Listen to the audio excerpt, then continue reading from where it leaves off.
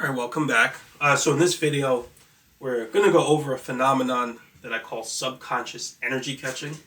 Right, and it's basically we're going to go over something we talked about in the last video in a little bit more detail here. So just to go over this first point here, it says that entering a transcendental state while performing an activity and switching to using subconscious instinct to continue performing that activity is generally harder to do with transcendental performance than for emotion. Right? So basically what that means is when we talked about charging emotion, I said to hold an intention to feel some emotion while telling some story in your mind, right? And when you feel a transcendental state coming on or a daydream-like state coming on, you would focus less on holding intention and try to now start doing things at the level of instinct, right? So you would continue to tell that story while using instinct or using your subconscious instinct. And similarly for charging for performance, you would hold some intention. So that one's much broader. It's just really a matter of preference. You would hold some intention to perform in some way while performing some real-world activity. Could be singing, could be making beats, could be dancing or whatever. But you would hold an intention while performing that activity until you enter a transcendental state. And similarly, you would continue to try to perform that activity using subconscious instinct, right? You wouldn't focus as much on using your negative mind or intention as you perform that activity, right? So what I'm saying here is that that switching part, right? So the act of switching from kind of doing things with your negative mind to now trying to focus more on doing things with your positive mind, it's a lot easier to do when charging emotion than when charging for performance or performing some real-world activity, right? So now why is it more difficult? Well, the reason has to do with the role that your attention plays in the process, right? So basically in chapter 12, so the last chapter, we talked about how it's actually possible to go to a deeper transcendental state and perform an even more powerful charge. And that occurs based on how much attention you're giving to the part of your thoughts that quantizes the activity, which is the story, right? So that same thing is true here as well. We'll talk more about what it means to enter a state of full attention while performing an activity and going into deeper transcendental state. We'll talk more about that. I think it's toward the end of this chapter. But for now,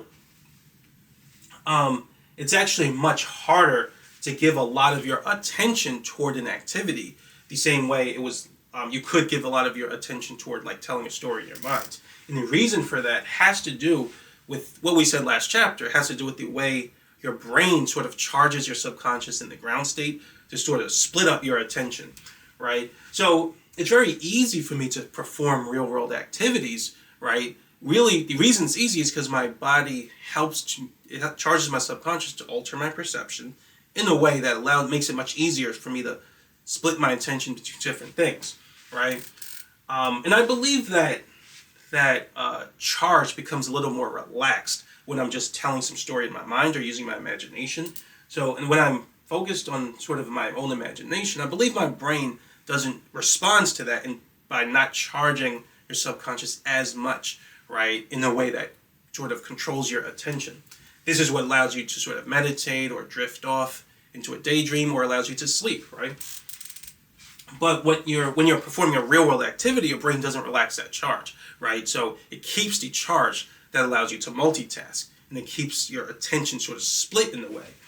Now, the issue with all that attention splitting is that it makes it much harder to put more attention into the act of charging, right? So, for example, I used to do this all the time, when I'm charging my subconscious, right, let's say I want to charge it for transcendental performance in a conversation, right, I would pick some intention to hold until I enter a transcendental state. And I've held different ones. I've held many, or I practice with many. Sometimes I would hold the intention just to say something funny. Sometimes I would hold the intention to be more exciting, right, because your subconscious responds to that frequency too, or that intention too. It switches to a certain frequency. And I would use a burst action charge, like I said before. Sometimes I would hold the intention that kind of more better approximates the humor and the love frequency. So if I want to say something, smooth lines to girls, I would hold that kind of intention. So I've held different ones and got different results in terms of transcendental performance. One time I held the danger frequency. That makes you more cool, right? So girls like that one a lot.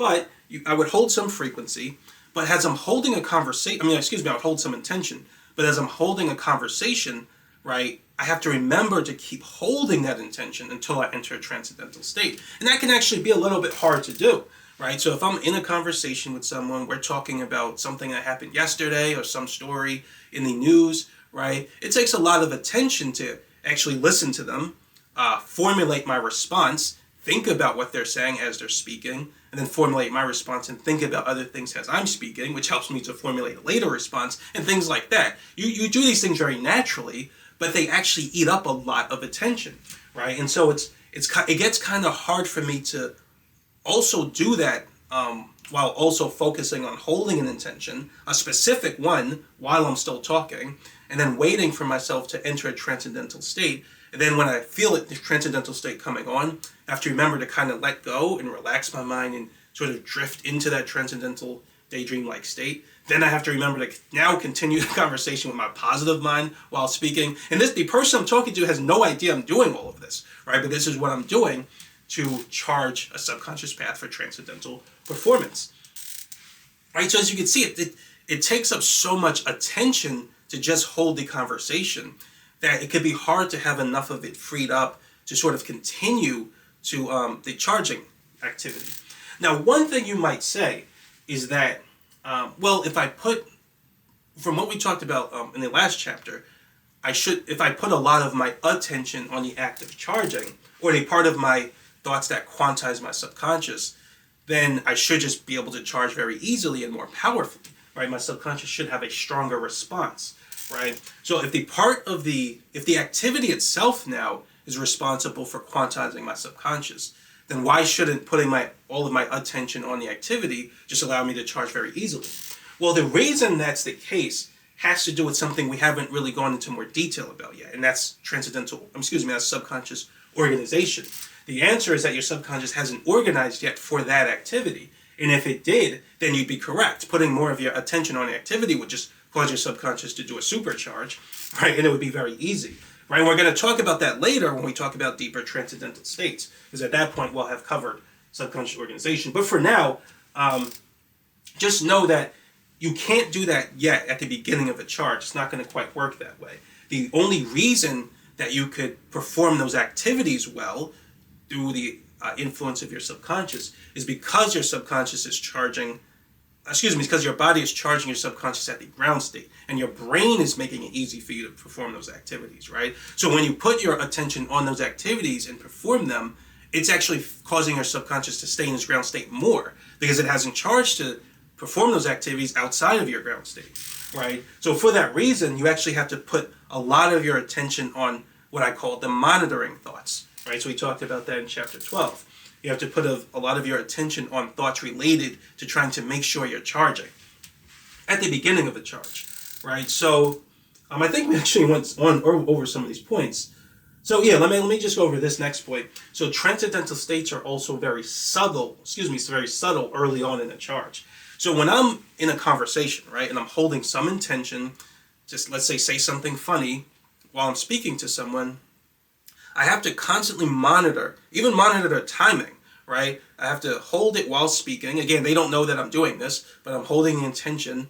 And then when I feel a transcendental state coming on, it's actually very, very subtle early on. So we talked about that before. Now, when your subconscious is supercharged, then when you're entering a transcendental state, it's not subtle at all. You can't miss it, right? You feel a very strong urge to sort of go into a transcendental state or acquiesce to that daydream state.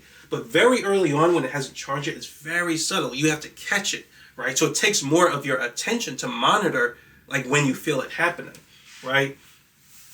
And that, once again, those monitoring thoughts, they eat away at attention and make it harder to put more of your attention on the conversation, right? So, to go over this next point, when I'm doing it, well, let me just read it off. I must give less of my attention to real-world activity, so some of it is freed up for monitoring charging efforts, right? So what I'm really getting at there is when I'm holding especially at the beginning of a charge, when I'm holding that intention, but also holding a conversation, what I've noticed, right, is that I almost have to go into, it almost kind of feels like I'm in an airheaded state, right? And the reason I say that is because when I'm holding a conversation with someone, but also holding an intention to enter a transcendental state, and I'm sort of counting, not directly counting every second, but I'm getting a sense of how long it's been, so I know when to expect myself to be entering a transcendental state, especially because it's so subtle early on.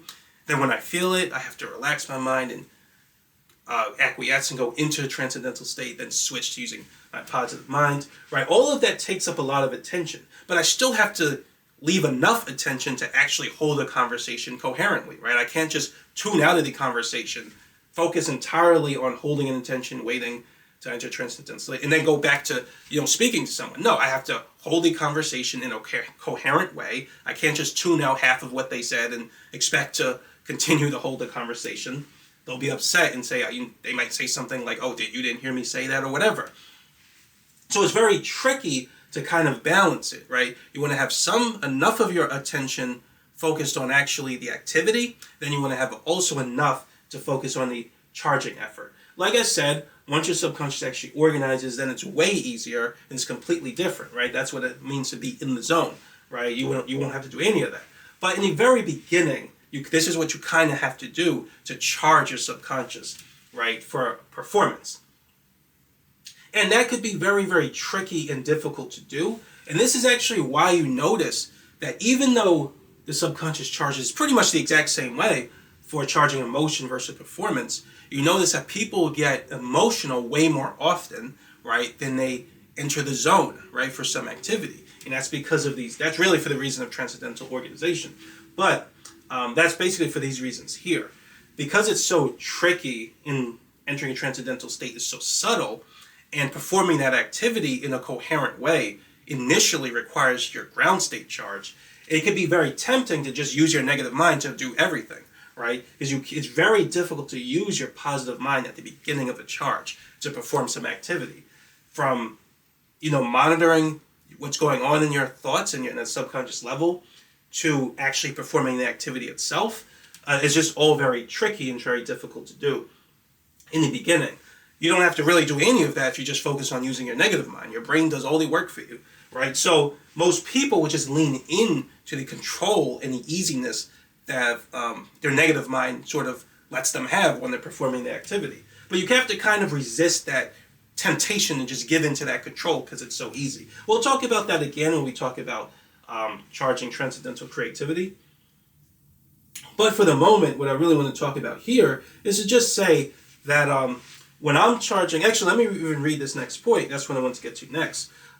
Sometimes it's harder to monitor timing when I'm holding an intention till I enter a transcendental state. I have to wait like 7 to 10 seconds. So that's what I mean by timing. But sometimes it's harder to monitor timing, and this causes a transcendental state to sort of sometimes come unexpectedly. This results in a feeling of having to catch these states when they come, and that's called energy catching. So this is what I've experienced when I've been charging this, and I've practiced charging my subconscious for the purpose of performance, right? So sometimes in the beginning, when I'm holding an intention and I'm holding a conversation, yes, some of my attention is going toward the conversation and some of it's going toward my monitoring thoughts. And like I said, it puts me kind of in an airheaded state because I'm tuning the conversation out a little bit, but not enough that it's like I can't keep up with what the person's saying, and I don't remember, or it seems incoherent, right? I put just enough to sort of still keep up with the conversation. And you might notice this sometimes if you're kind of half daydreaming, but you're half speaking to someone, it might feel a little bit airheaded, like you're struggling to sort of, like you're struggling a little bit to stay in the conversation because you're more interested in something you're imagining, but you're still keeping up with the conversation enough to keep it going. That's kind of what that feels like. But sometimes when I keep doing it and I keep entering a transcendental state, right, and I'm doing it successfully, right, so when the transcendental state does come on, I make the switch, I continue the conversation with my instinct, and then when I switch to using my instinct, I may sort of tune into the conversation much more, and then I'm going to say something and move my body and inflect my voice or say something very creative, and you'll kind of experience this when you start practicing this. If you're interested in charging your subconscious for performance, you're going to notice this. When you feel your subconscious enter a transcendental state and you make the switch, it's like for a few seconds, it's like you power up, right? And you can move your body, you're much more creative, you say things with much more energy and emotion, right, for a few seconds, and then it goes away, right? And then you have to keep repeating the process. But as I keep repeating it, right, eventually there will be times when I'm too tuned into the conversation, because that just happens sometimes, right? I'll be too tuned into the conversation that I forget to sort of monitor the timing, right? But I'm still holding the intention, right? Now, like I said, to even monitor timing takes attention, right? So if you're not paying attention to timing, then it'll happen, but it'll happen without you really expecting or noticing it. And that happens to me pretty much all the time when I'm charging for performance. I'll be talking to someone, and then I just feel my mind trying to enter a transcendental state. And because I've kept doing it, my subconscious has associated that feeling with, okay, now acquiesce. So it's like a similar phenomenon that happens when people get hypnotized, right? When they get hypnotized, all that's really happening is their subconscious is charging according to some hypnotist voice, right? You've charged it to sort of do what the hypnotist says when you enter a transcendental state.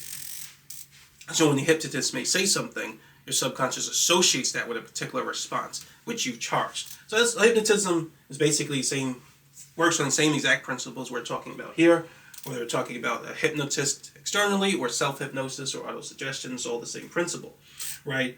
But in this case, when I feel a transcendental state coming on, even though I didn't count the timing, so I didn't even expect it, I just immediately know, okay, start switching.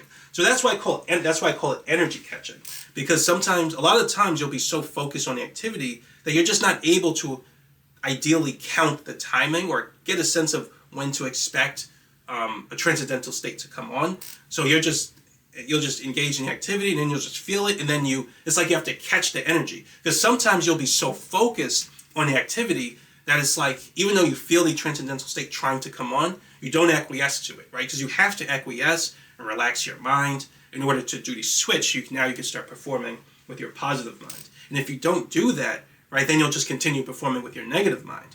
So it's like you didn't catch it. So I kind of think of it almost as a wave, right? It's almost like I'm trying to catch the wave. Whenever I feel the wave come, I now have to sort of acquiesce and sort of perform along with the wave. And if I miss it, right, so if I feel the transcendental state coming on, but I'm just too focused on the activity to kind of acquiesce to it, then it's like I missed that wave. I missed that particular sort of cycle, right? And then I won't be able to form that transcendental, right? However, so I have to wait for it to hold intention again, wait for that transcendental state feeling to come on again, which it'll do after about 7 to 10 seconds of holding the intention. And then but I'm not counting the timing, so I just have to wait till I feel it. And then when I feel it again, I have to catch it. And so that's why I call it energy catching, because that's what a lot of times it's going to feel like you're doing. You're just holding intention, but you're so focused on the activity that you just don't really you don't want to give more of your attention toward counting the timing. So you just keep waiting until you can feel it. And once your subconscious charges in such a way where it has a response to just the feeling of entering a transcendental state, because that's like a subject in itself. But once it's charged to just respond in a certain way to the feeling, now it's like you don't even really have to count the timing. You just wait till you feel it and then acquiesce. But it's still a little bit tricky to do that while engaged in some activity, like holding a conversation with someone. Because I'm still holding a conversation, thinking of what to say next, things like that. And so to continue performing transcendentally, it'll feel like I have to catch each cycle or each wave of a transcendental state that's trying to come on. Right, so that's why I call it energy catching. And like I said, you'll notice this for pretty much any type of transcendental performance you do. You're going to kind of get this feeling of energy catching going on. Now, one thing I'll say is when I'm making beats on my computer, you probably don't always need this level of focus, because that isn't really, when I'm speaking to someone, right, I can't just stop or relax my mind or focus on something else. So I would say more interactive circumstances you're gonna probably notice this energy catching phenomenon more, right? When I'm making beats on my computer, it's not interactive. I literally can just stop, right, and just focus on my mind and things like that. And I actually do that. So when I'm actually making beats on my computer, I'll play certain sounds, right, and I'll play certain melodies. What I'm constantly doing is holding an intention to feel an emotion more. But I'm trying to feel an emotion through the music.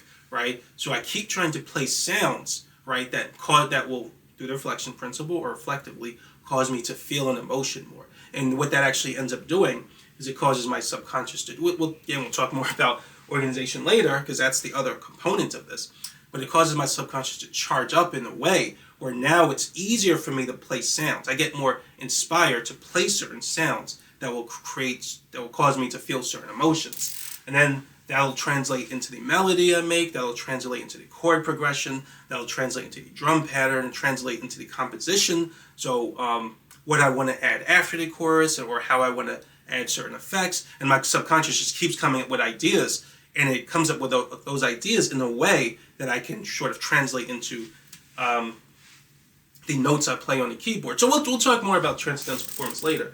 But I was just thinking about it. You probably don't need to do energy. It'll still be a kind of a process of entering transcendental state and things like that. But it's not as necessary to focus on this kind of energy catching feeling, right, if the situation isn't interactive.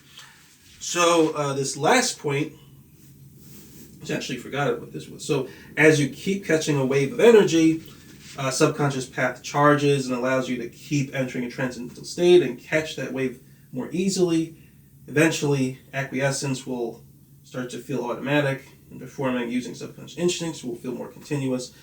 And this is called being in the zone. So yeah, this is not really that important in this video, but what I just wanted to get at here is when you successfully keep entering a transcendental state, so you keep catching that wave of energy successfully, right? You're not missing it.